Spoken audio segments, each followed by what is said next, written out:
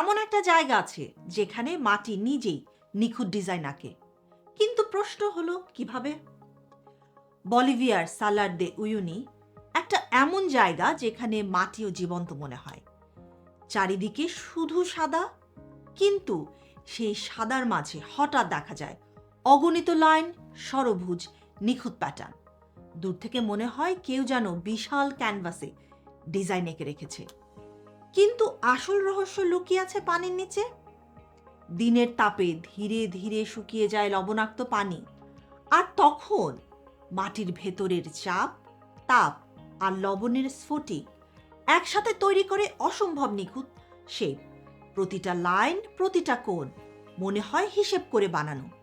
কিন্তু এখানে কোনো ইঞ্জিনিয়ার নেই, কোনো আর্কিটেক্ট নেই, শুধু প্রকৃতি নিজের নিয়মে কাজ করছে। আর যখন বৃষ্টি নামে, সব কিছু মিলিয়ে যায় এক বিশাল আয়নায়। আকাশ আর মাটি এক হয়ে যায়। এ কারণেই সালার দে উয়ুনি শুধু একটা জায়গা নয়, একটা জীবন্ত বিস্ময়।